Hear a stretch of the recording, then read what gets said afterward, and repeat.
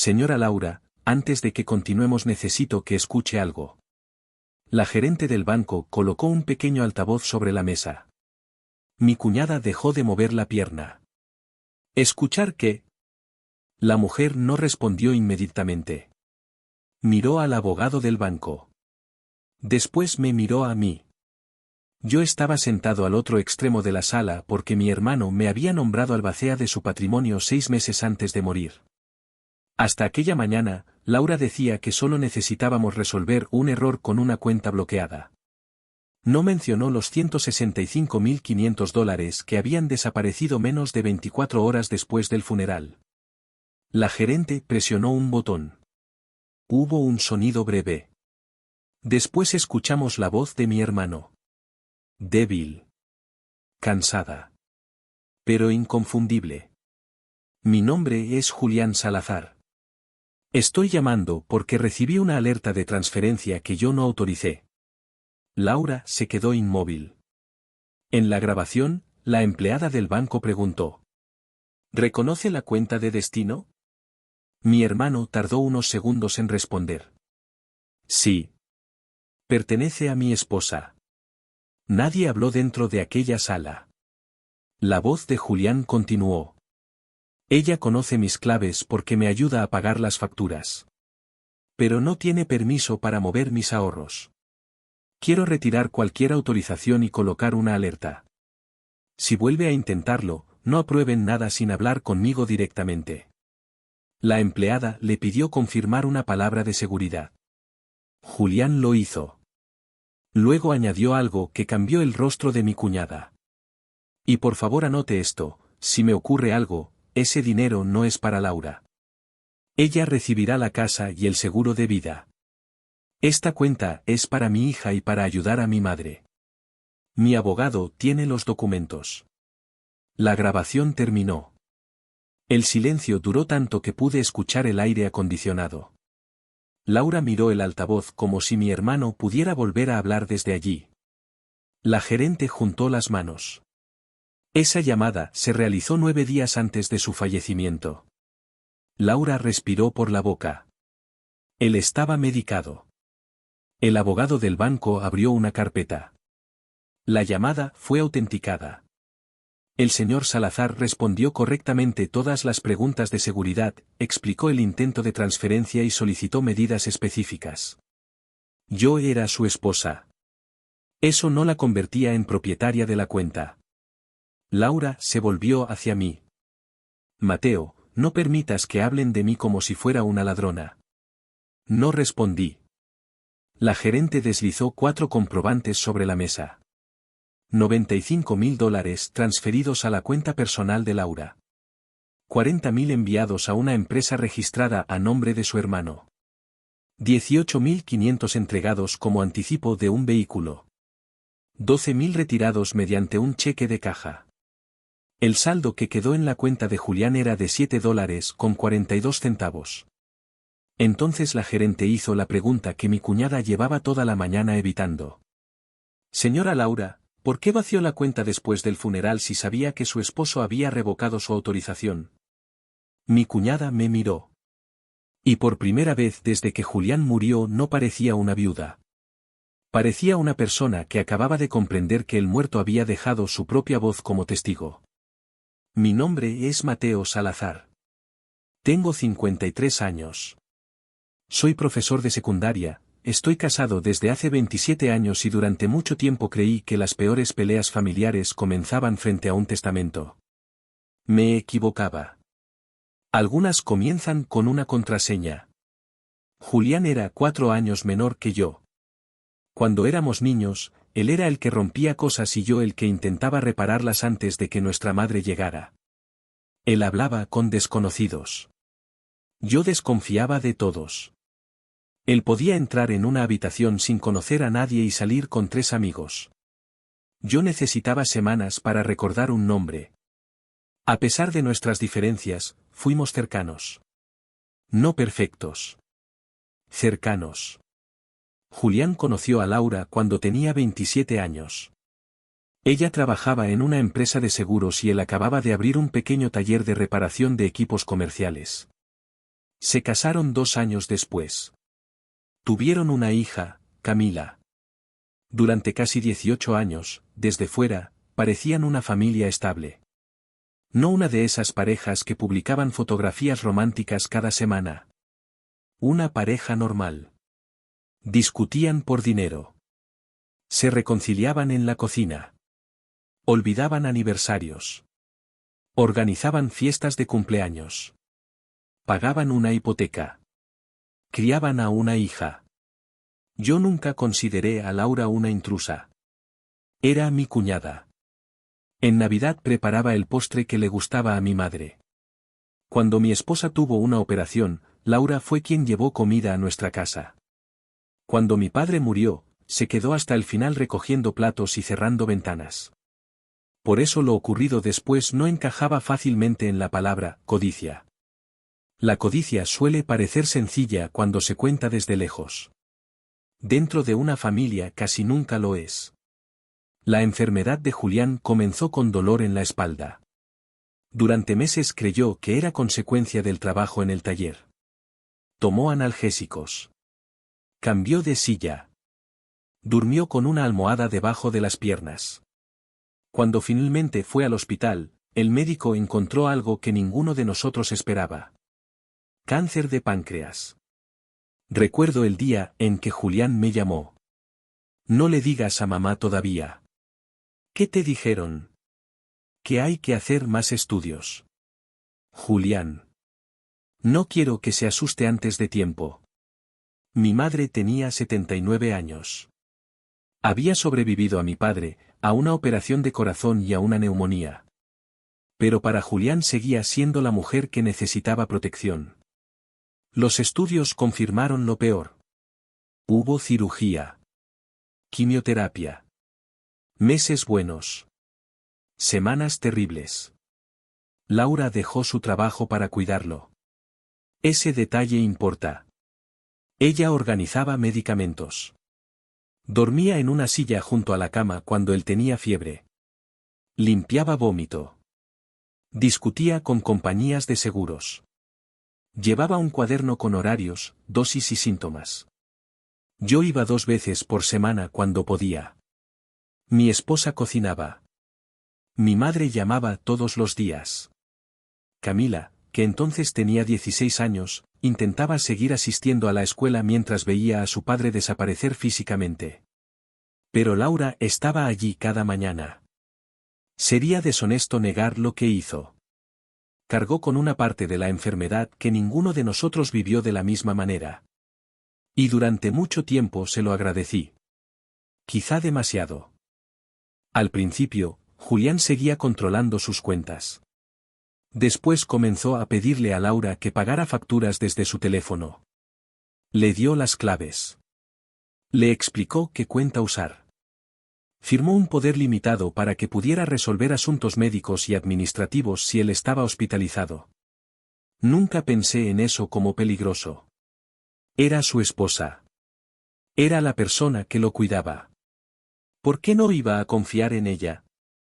El taller de Julián también se convirtió en un problema. Tenía 2 socios.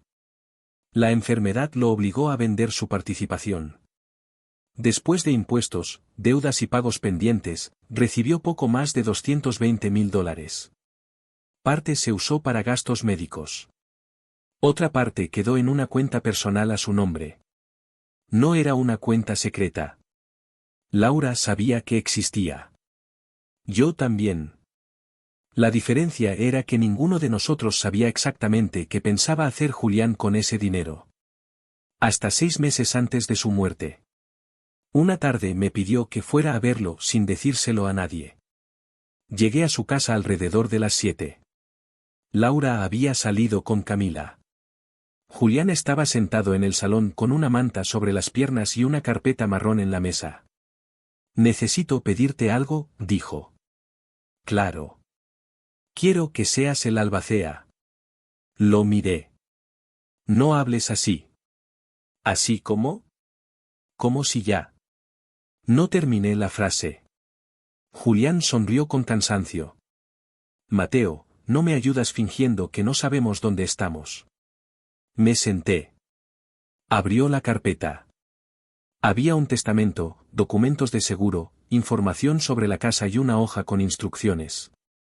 Laura quedaría como beneficiaria de una póliza de vida de $350.000. También recibiría la vivienda, que tenía poca hipoteca pendiente. Camila tendría un fondo administrado hasta los 25 años. Mi madre recibiría dinero para cuidados médicos y ayuda doméstica. ¿Laura sabe esto? Sabe lo de la casa y el seguro. ¿Y la cuenta? Julián bajó la mirada. No todos los detalles. ¿Por qué? Tardó demasiado en responder. Porque empezamos a discutir por ese dinero. ¿Qué quería hacer? Ayudar a su hermano.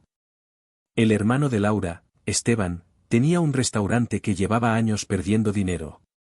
Había pedido préstamos. Luego pidió más préstamos para pagar los primeros. Julián ya le había prestado $20.000. Nunca los recuperó. Laura dice que 40.000 salvarían el negocio, continuó. Yo digo que solo retrasarían el cierre. ¿Y qué pasó? Intentó transferir 60.000 desde mi teléfono. Me quedé quieto. ¿Sin preguntarte? Dice que yo había aceptado. ¿Habías aceptado?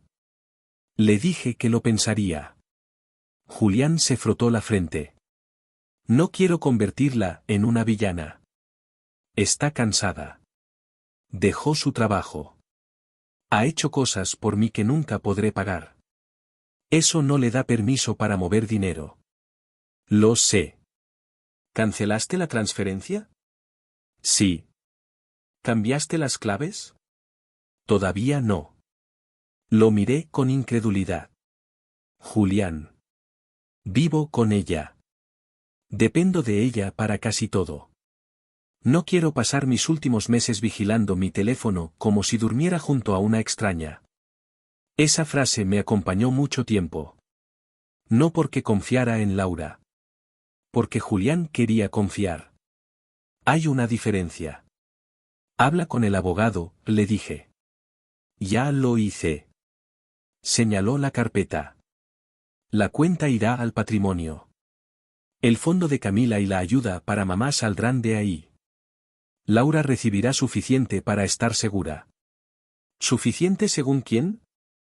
Según los números. Eso no siempre coincide con lo que siente una persona. Julián sonrió. Por eso te necesito. ¿Para qué? Para que no conviertas esto en una guerra. Pero tampoco dejes que alguien cambie lo que decidí. Acepté. No sabía lo difícil que sería cumplir ambas cosas. Durante los meses siguientes, la enfermedad avanzó. Julián perdió peso. Después perdió fuerza. Finalmente dejó de subir las escaleras. Laura trasladó una cama al estudio. Camila empezó a dormir en casa de una amiga algunos fines de semana porque no soportaba escuchar las máquinas durante la noche. Mi madre dejó de visitarlo tanto porque cada vez que regresaba a casa tardaba días en recuperarse emocionalmente. Yo iba los martes y sábados. A veces Julián hablaba. A veces solo mirábamos un partido sin sonido. Nunca volvió a mencionar el intento de transferencia. Yo tampoco. Ese fue mi error. Pensé que porque había documentos, el problema estaba resuelto. Pero un documento no vigila un teléfono. 2 semanas antes de morir, Julián me llamó a las 3 de la mañana. ¿Puedes venir mañana? ¿Qué pasó? Nada. No llamas a las 3 por nada. Respiró con dificultad. Solo ven. Cuando llegué, Laura estaba en la cocina. Parecía no haber dormido. Está confundido, me dijo. La medicación lo pone paranoico. Entré al estudio. Julián me hizo una seña para que cerrara la puerta. Intentó hacerlo otra vez. ¿Mover el dinero? Asintió. Esta vez recibí una alerta. ¿Cuánto? 60.000. ¿Hablaste con ella? Dice que quería pagar facturas. ¿Qué factura cuesta 60.000? No respondió. Tienes que llamar al banco. Ya llamé. Ahí estaba la grabación que escucharíamos semanas después. Julián había revocado cualquier autorización informal. Había cambiado la palabra de seguridad. Había pedido que ninguna transferencia se aprobara sin confirmación directa.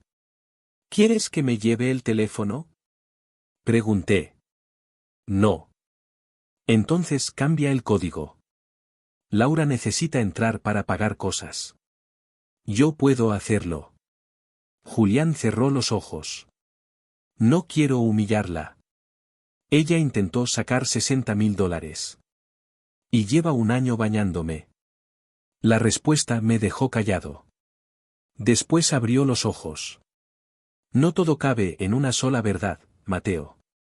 Tenía razón. Laura había intentado mover dinero sin permiso. También había sostenido a mi hermano cuando ya no podía levantarse. Una cosa no borraba la otra. Ese fue el problema de toda la historia. Julián murió un jueves a las 5:20 de la mañana. Laura estaba junto a él. Yo llegué 40 minutos después. Camila estaba sentada en el suelo del pasillo con la cabeza apoyada en las rodillas. Mi madre llegó al mediodía. Durante 3 días, la casa se llenó de personas. Flores. Comida. Voces bajas. Gente diciendo que Julián había dejado de sufrir. Siempre me ha parecido una frase extraña. Como si saber que alguien ya no siente dolor pudiera enseñarte inmediatamente qué hacer con el tuyo. El funeral fue el lunes. Laura llevaba un vestido negro y sostenía la mano de Camila. Yo pronuncié unas palabras. Mi madre no pudo levantarse de la primera fila. Después fuimos a la casa. Había café, bandejas de comida y demasiadas personas preguntando en qué podían ayudar. Cerca de las 9 de la noche, Laura subió al dormitorio. Todos supusimos que iba a descansar. Más tarde sabríamos que tomó el teléfono de Julián de un cajón, utilizó el código que todavía conocía y comenzó a mover el dinero. La primera transferencia fue de $95.000. La segunda, de 40.000. El martes por la mañana compró un cheque de caja de 12.000 usando una cuenta intermedia que había abierto meses antes. Por la tarde pagó el anticipo de una camioneta. No vació la cuenta en un impulso de 5 minutos. Lo hizo en etapas. Con cantidades concretas. Con destinos preparados. Eso fue lo que más tarde impidió que yo creyera que actuó únicamente por pánico. El miércoles me llamó. El banco bloqueó una parte del dinero, dijo. ¿Qué dinero? Hubo un silencio. La cuenta de Julián. Me puse de pie. ¿Qué hiciste? Moví fondos para protegerlos. ¿Protegerlos de quién? Del patrimonio. De abogados. De impuestos. De gente que vendrá a decirme que puedo usar para criar a mi hija. Laura, ¿cuánto moviste? No sé exactamente. Esa mentira fue tan absurda que me dejó sin palabras. ¿No sabes exactamente cuánto dinero transferiste? Mateo, acabo de enterrar a mi esposo. Y al día siguiente vaciaste su cuenta. Comenzó a llorar. No me hables así. Cerré los ojos. Parte de mí quería disculparse. Había una viuda al otro lado del teléfono. Una mujer que había pasado un año viendo morir a mi hermano. Pero también era una mujer que no podía recordar una cifra de 6 dígitos que acababa de transferir.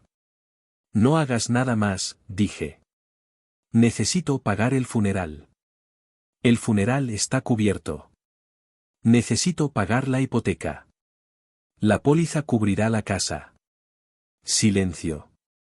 ¿Quién te dijo eso? Julián. La respiración de Laura cambió. ¿Qué más te dijo? No respondí. ¿Qué te dejó en esa carpeta? Vamos a hablar con el abogado. Colgó. Esa misma tarde informé al banco de la muerte de Julián y entregué los documentos del albacea. La cuenta fue congelada. Algunas transferencias todavía estaban pendientes. Otras ya habían salido. La gerente pidió una reunión. Laura insistió en asistir. Decía que el banco estaba reteniendo dinero que le pertenecía como esposa. La reunión ocurrió 2 días después. Ahí escuchamos la llamada. Cuando terminó, Laura no negó las transferencias.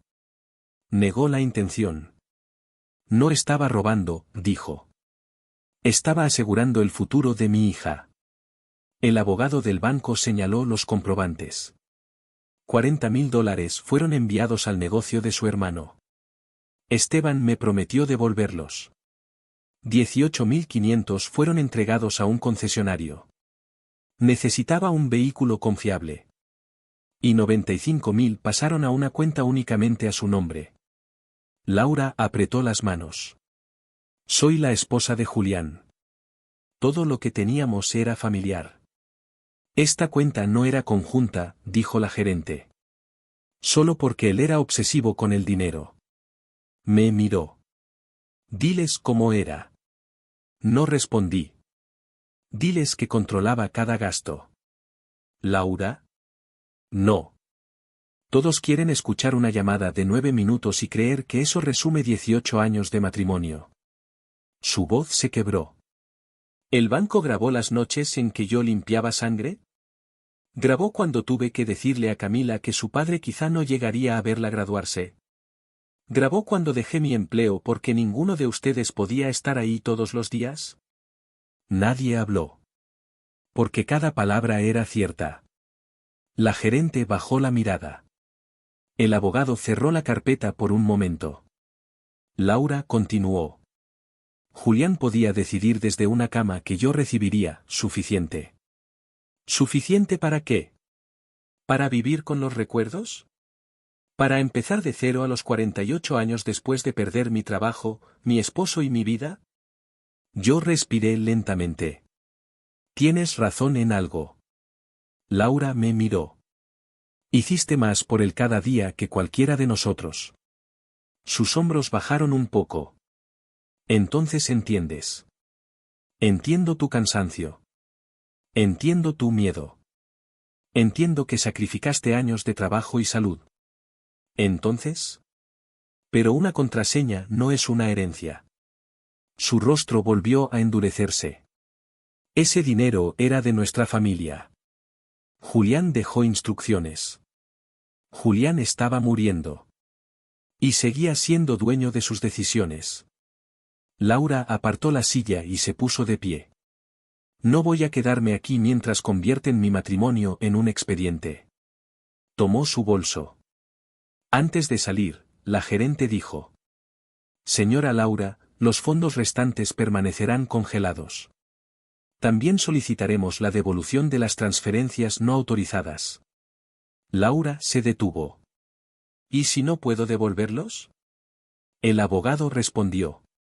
Entonces el patrimonio tendrá que tomar otras medidas. Se marchó sin mirarme. 2 horas después, Camila me llamó. ¿Qué le hiciste a mamá? La pregunta me dolió más de lo que esperaba. Nada.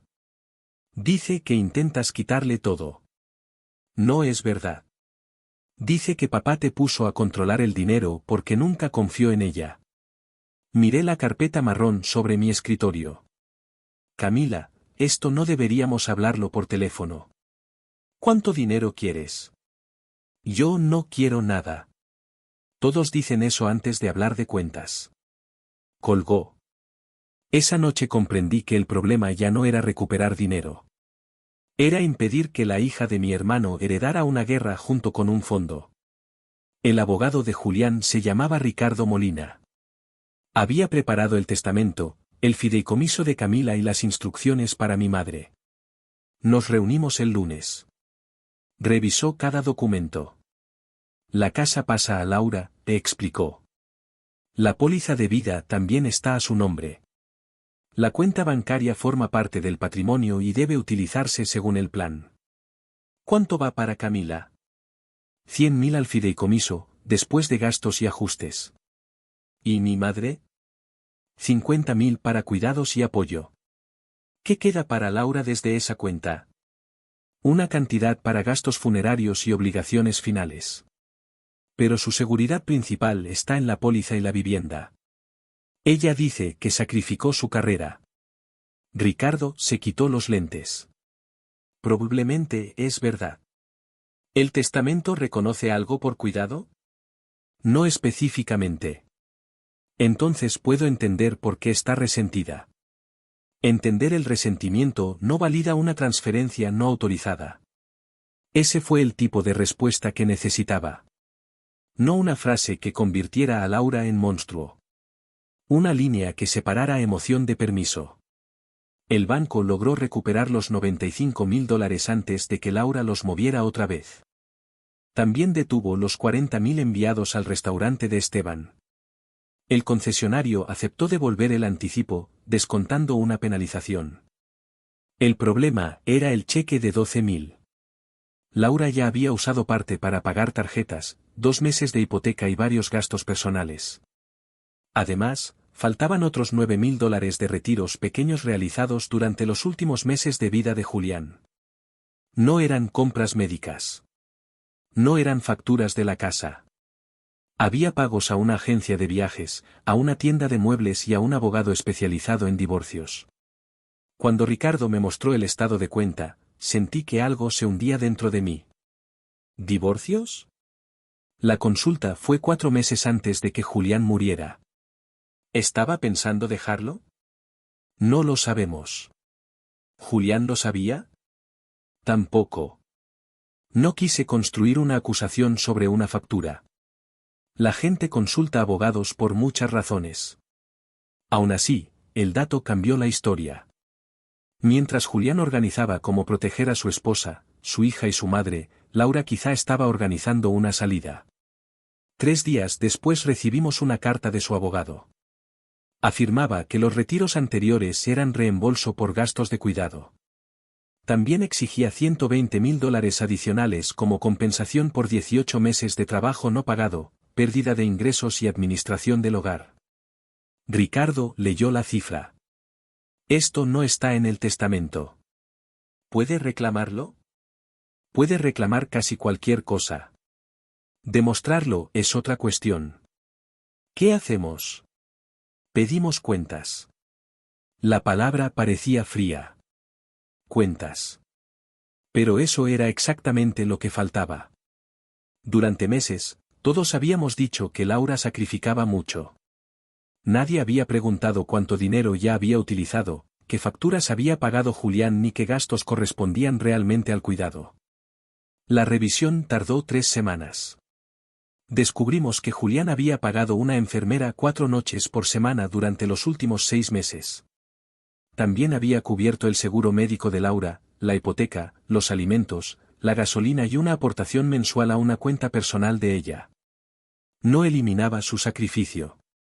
Pero contradecía la idea de que había cuidado completamente sola y sin apoyo. Los $9.000 retirados no aparecían en ningún registro de gastos médicos. La agencia de viajes había recibido un depósito para un crucero. La reserva estaba a nombre de Laura y Esteban. Fecha de salida, 3 meses después de la muerte estimada de Julián según uno de sus informes médicos. Cuando vi el documento sentí rabia. No porque una cuidadora no tuviera derecho a imaginar una vida después, sino porque el viaje había sido pagado con dinero que Julián estaba intentando proteger para su hija y su madre. Llamé a Laura. Necesitamos hablar. Habla con mi abogado. ¿Julián sabía lo del crucero? Silencio. No tienes derecho a revisar cada parte de mi vida. El depósito salió de su cuenta. Era nuestro dinero. No según el banco. Siempre vuelves a los documentos. Porque tú siempre vuelves a la palabra nuestro cuando el dinero estaba solo a su nombre. Laura respiró con fuerza. ¿Sabes qué hacía Julián cada vez que yo decía que estaba agotada? Abría una hoja de cálculo. Me mostraba seguros, ahorros, presupuestos. Yo no necesitaba una tabla. Necesitaba que alguien dijera, Laura, tu vida también importa. Tu vida importa. No lo parece. Pero la vida de Camila también. Y la de mi madre. Y las decisiones de Julián. Julián ya no está. La frase quedó suspendida. Precisamente por eso no puede defenderlas, respondí. Laura colgó. La confrontación más difícil ocurrió en casa de mi madre. Ella había pedido vernos a ambos. No quiero abogados en mi comedor, dijo. Laura llegó primero. Parecía cansada. No llevaba maquillaje. Mi madre estaba sentada junto a la ventana con el bastón apoyado en la silla. Camila se quedó en el pasillo, aunque supuestamente no iba a escuchar. Mi madre miró a Laura. ¿Tomaste el dinero? Laura bajó la vista. Moví dinero. No te pregunté cómo lo llamas. Silencio. Sí. Mi madre asintió lentamente. ¿Julián te dio permiso? Era mi esposo. Eso tampoco responde. Laura levantó la cabeza. No. No me dio permiso. Camila hizo un ruido en el pasillo. Laura cerró los ojos. Pero tampoco entendía lo que yo había perdido. Mi madre apretó las manos sobre el bastón. Yo perdí a mi hijo. Y yo perdí a mi esposo. No estamos compitiendo. Eso es lo que parece. Él dejó dinero para usted. Para Camila. Para todos menos para la persona que se quedó cuando su cuerpo empezó a fallar. Te dejó una casa y un seguro. Me dejó cosas. No reconoció lo que hice. Mi madre la observó durante varios segundos. Cuidar a alguien no siempre recibe un precio justo. Laura comenzó a llorar. Entonces usted debería entender. Lo entiendo mejor de lo que crees. Cuidé a mi esposo durante 3 años. Nunca pensé que eso me daba derecho a vaciar una cuenta que él había destinado a sus hijos. Laura se cubrió la boca. Mi madre continuó. No tomaste ese dinero porque nadie vio tu sacrificio. Lo tomaste porque pensaste que después del funeral nadie podría detenerte. Eso no es justo. ¿Qué parte? Todos estaban cansados después del funeral. Yo estaba aterrada. No sabía cuánto tardaría el seguro. No sabía si perderíamos la casa. Entonces podrías haber preguntado, dije. Laura se volvió hacia mí. ¿Preguntarte a ti? ¿Al hermano que venía 2 tardes por semana y ahora se sienta detrás de un escritorio a decidir qué merezco? Tienes razón. Yo no estuve cada mañana. No. No limpié lo que tú limpiaste. No. No dormí en esa silla. No. Pero tampoco tomé el teléfono de Julián después de enterrarlo y envié $40,000 a mi hermano. Laura se puso de pie. Esteban iba a devolverlos. ¿Con qué? Su restaurante lleva 3 años perdiendo dinero. Quería salvarlo. Usando el fondo de Camila. Todo lo hice por la familia. Mi madre golpeó el suelo con el bastón. No lo hiciste por la familia. La habitación quedó en silencio. Lo hiciste sin la familia. Laura se quedó inmóvil. Camila comenzó a llorar en el pasillo. Nadie había querido que escuchara. Pero las familias casi nunca logran mantener las verdades difíciles detrás de una puerta. Camila entró. ¿Papá no quería que mamá tuviera el dinero? Laura se volvió. Cariño. Contéstame. Yo miré a mi madre. Ella cerró los ojos. Laura respiró. Tu padre quería dejarte una parte. ¿Y tú la tomaste? Intentaba protegernos. ¿De quién? Laura no respondió. Camila me miró. ¿Existe una grabación? Sentí frío en el pecho. Sí. Quiero escucharla. No. Es mi padre. Precisamente. No puedes ocultármela. No quiero usar la última voz de tu padre para hacerte odiar a tu madre. Laura comenzó a llorar con más fuerza. Camila salió de la casa. La puerta se cerró. Y por primera vez desde el funeral sentí que quizá no había ninguna forma de proteger a todos. La mediación ocurrió un mes después. Había 4 abogados, una representante del banco, Laura, su hermano Esteban y yo. Camila no asistió. Mi madre tampoco. El mediador explicó que la situación tenía 3 partes. Primero, las transferencias posteriores a la muerte. Segundo, los retiros anteriores sin documentación. Tercero, la reclamación de Laura por cuidados y pérdida de ingresos. Ninguna parte obtendrá todo lo que quiere, dijo. Laura habló primero. No quiero una guerra. Su abogado colocó una propuesta sobre la mesa. Laura devolvería los fondos recuperables, renunciaría a la reclamación de 120.000 y aceptaría reintegrar $17.000 adicionales en pagos mensuales. A cambio, el patrimonio no presentaría una demanda civil más amplia por los retiros anteriores y reconocería una cantidad razonable por gastos de cuidado no reembolsados. Ricardo me miró. Es una base. Yo leí el documento. ¿Qué pasa con los 40.000 del restaurante? Esteban habló. El banco los detuvo. ¿Y si no los hubiera detenido? Bajó la mirada. Los habría devuelto. ¿Cuándo? No respondió. Laura apretó los labios. Mateo, basta. No. Durante años todos dejamos de hacer preguntas porque era más cómodo. Eso terminó. El mediador levantó una mano. Señor Salazar, su objetivo aquí no es obtener una confesión perfecta. Es resolver el patrimonio.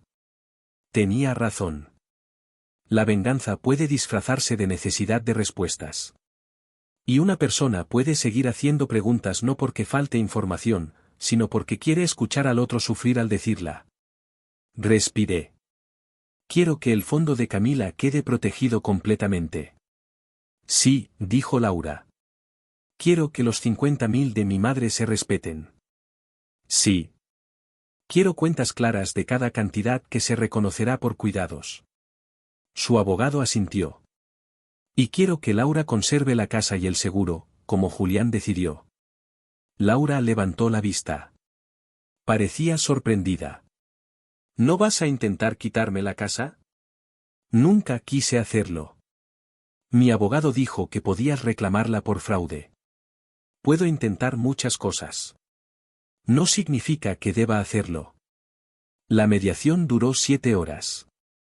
Finalmente llegamos a un acuerdo. El banco devolvió la mayor parte del dinero. Laura vendió la camioneta antes de recogerla y perdió parte del anticipo. Esteban no recibió un centavo. Los 12.000 del cheque fueron revisados. Se reconocieron algunos gastos legítimos de hipoteca, funeral y medicinas. El resto quedó como deuda personal de Laura con el patrimonio. La reclamación de 120.000 desapareció. A cambio, aceptamos reconocer $15.000 por gastos de cuidado y pérdida de ingresos que no habían sido cubiertos. No porque sus transferencias fueran correctas. Porque su trabajo había existido. Una familia puede exigir restitución sin fingir que el sacrificio del otro nunca ocurrió. Camila recibió un fideicomiso de $100.000. No podía usarlo para compras impulsivas. Serviría para educación, salud y vivienda cuando fuera mayor. Mi madre recibió el fondo de 50.000. Contrató ayuda doméstica 3 días por semana. Laura conservó la casa y cobró la póliza de vida. Después de pagar deudas y gastos, todavía tenía suficiente para vivir sin urgencia. Eso hizo más difícil aceptar lo que había hecho. No había vaciado la cuenta porque de otro modo terminaría en la calle. La había vaciado porque no confiaba en que la distribución de Julián reconociera lo que ella sentía que merecía. Durante varios meses, Camila apenas habló con su madre. Vivía entre la casa de Laura y la de una amiga. Yo le enviaba mensajes. A veces respondía. A veces no. Nunca le entregué la grabación completa. Ricardo decía que legalmente podía solicitarla al banco cuando cumpliera 18. Yo esperaba que para entonces ya no la necesitara como arma. 3 meses después de la mediación, Camila vino a mi casa. Llevaba una sudadera de Julián. Se sentó en la cocina. Quiero saber exactamente qué dijo papá. La miré. Dijo que te quería proteger. Eso no es exactamente. Dijo que la cuenta era para tu futuro y para ayudar a tu abuela. Dijo que tu madre recibiría la casa y el seguro. ¿Dijo que no confiaba en ella? Pensé en la grabación. Dijo que ella conocía sus claves y no tenía permiso para mover el dinero. Camila bajó la mirada. ¿Estaba enfadado? Estaba triste. ¿La odiaba? No. ¿Cómo lo sabes? Porque incluso después del primer intento no quiso humillarla. No quiso quitarle la casa. No cambió el seguro. Intentó poner un límite sin borrar lo que ella había hecho por él. Camila empezó a llorar. Mamá dice que todos la usamos mientras papá estaba enfermo. No respondí inmediatamente. Quizá en parte tiene razón. Me miró sorprendida. Entonces, ¿por qué? Porque tener razón sobre una herida no te da derecho a herir a otros. Se secó la cara. No sé cómo perdonarla. No tienes que hacerlo rápido. ¿Tú la perdonaste? Miré por la ventana. Todavía estoy aprendiendo la diferencia entre perdonar y volver a confiar. Camila asintió. Antes de irse preguntó. ¿Puedo quedarme con una copia de la hoja donde papá explicó el fondo? Sí. No quiero la grabación. Está bien. Solo quería saber qué pensó en mí. Pensó en ti hasta el final. Laura comenzó a pagar la deuda al patrimonio. Al principio enviaba el dinero sin mensaje. Después empezó a incluir una frase. Pago 4 de 24. Pago 5 de 24. Nada más. Con el tiempo consiguió trabajo administrativo en una clínica. No volvió a ganar lo que ganaba antes de la enfermedad de Julián. Pero recuperó una rutina. Vendió varias cosas que había comprado durante los meses más difíciles. Canceló el crucero. Su hermano cerró el restaurante. La relación entre ellos también se rompió. Esteban decía que Laura lo había abandonado. Laura respondió que había intentado salvarlo con dinero que no era suyo y casi perdió a su hija. No sé si aquello fue una lección o simplemente otra pérdida. Un año después del funeral, nos reunimos en casa de mi madre para recordar a Julián. No fue una ceremonia. Solo una comida. Laura llegó con Camila. Tocó el timbre aunque todavía tenía una llave vieja. Mi madre abrió. Durante unos segundos se miraron sin hablar. Traje el postre, dijo Laura. Mi madre se apartó de la puerta. Entra. No se abrazaron. No hacía falta. A veces la reconciliación no empieza con un abrazo.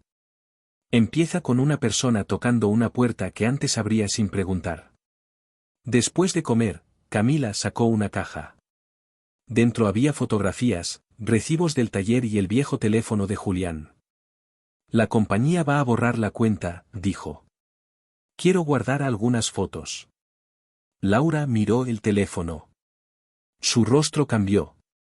Ese era el mismo aparato que había utilizado para transferir el dinero. Camila lo encendió. Apareció una fotografía de los tres en la playa. Julián estaba más sano. Laura tenía la cabeza apoyada en su hombro. Camila era una niña. No quiero que lo último que recordemos de este teléfono sea el banco, dijo Camila. Nadie respondió. Ella pasó las fotografías una por una. Cumpleaños. Viajes.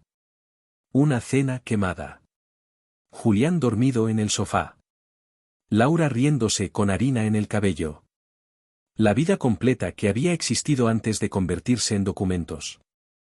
Laura comenzó a llorar. Lo siento, dijo. No me miró a mí. Miró a Camila. Pensé que si controlaba el dinero podía controlar lo que venía después. Pensé que tu padre estaba decidiendo mi vida sin entender lo que yo había perdido. Y cuando murió, tomé todo antes de que alguien pudiera decirme que no. Camila sostuvo el teléfono. Si te dijeron que no. Laura cerró los ojos. Lo sé. Papá te lo dijo. Sí. Y lo hiciste de todos modos. Sí. No hubo una excusa después. Solo esa palabra. Sí. A veces una disculpa comienza cuando la explicación deja de intentar reemplazar la responsabilidad. Camila no la abrazó. Pero tampoco se fue. Se quedó sentada a su lado mientras seguían mirando fotografías. Yo observé desde el otro extremo de la mesa. Pensé en la llamada del banco. Durante meses había considerado aquella grabación la prueba que salvó el dinero. Pero esa tarde entendí algo más. La voz de Julián no había regresado para destruir a Laura. Había regresado para colocar un límite que su muerte le impedía defender. La cuenta se cerró oficialmente 14 meses después. El último pago de Laura llegó un viernes. En la referencia bancaria escribió: saldo final. Guardé el comprobante. Después cerré la carpeta marrón. No sentí victoria. No había nada que celebrar. Mi hermano seguía muerto. Su hija había aprendido demasiado pronto que los adultos pueden amar y traicionar dentro de la misma historia. Mi madre había escuchado a una viuda admitir que tomó dinero destinado a ella. Laura había perdido una parte de la confianza que quizá nunca recuperaría completamente. Pero el fondo de Camila estaba intacto. Mi madre tenía ayuda. La voluntad de Julián se había respetado. Y Laura no había quedado destruida para lograrlo. Esa fue la única clase de justicia que pude aceptar. Mucha gente cree que esta historia trata de una mujer que robó $165.000 después de un funeral. No exactamente. Trata de lo que ocurre cuando el sacrificio se convierte en una deuda que nadie acordó pagar. Trata de una cuidadora que hizo cosas verdaderamente amorosas y después utilizó ese amor como permiso para cruzar una línea. Trata de una familia que agradeció su trabajo, pero nunca preguntó cuánto resentimiento estaba creciendo debajo. Y trata de mi hermano, que intentó resolver con documentos una conversación que quizá debió ocurrir mientras todavía podía sentarse frente a su esposa. Los documentos fueron necesarios. La grabación también. Pero ninguna de esas cosas pudo evitar el dolor. Solo impidieron que el dolor decidiera quién se quedaba con el dinero. Todavía pienso en la frase que Julián dijo durante su última llamada al banco. Ella conoce mis claves, pero no tiene permiso. Es una frase sencilla. Y contiene la diferencia que casi destruyó a nuestra familia. Conocer una contraseña no te convierte en dueño. Cuidar a una persona no te permite reemplazar su voluntad. Ser esposo, esposa, hijo o hermano no significa que todo límite sea una traición. A veces el límite es lo último que protege el amor de convertirse en control. Si tú hubieras estado en mi lugar, ¿qué habrías hecho? ¿Habrías denunciado inmediatamente a Laura? ¿Habrías exigido cada centavo sin reconocer los meses que dedicó a cuidar a Julián? ¿O habrías hecho lo que hicimos nosotros, recuperar el dinero, proteger a Camila y a mi madre, reconocer los gastos legítimos y permitir que Laura enfrentara las consecuencias sin quitarle también la vida que mi hermano quiso dejarle? Te leo en los comentarios. Y si te gustan las historias de dinero, herencias, cuentas ocultas, traiciones familiares y justicia inesperada, suscríbete a Familias Codiciosas. Porque una contraseña puede abrir una cuenta. Pero tarde o temprano, la verdad también encuentra la forma de entrar.